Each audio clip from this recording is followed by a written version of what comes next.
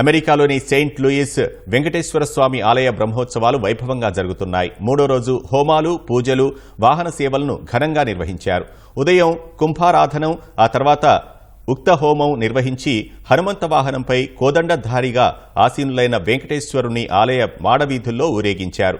ప్రవాస భారతీయ చిన్నారులు రాగయుక్తంగా స్వామివారి కీర్తనలు ఆలపించారు. స్థానిక నాట్యాచార్యులు, శిష్యులు శాస్త్రీయ నృత్యాలతో అలరించారు. ఈ సందర్భంగా ప్రముఖ నాట్యాచార్యుడు కళాకృష్ణను సన్మానించారు.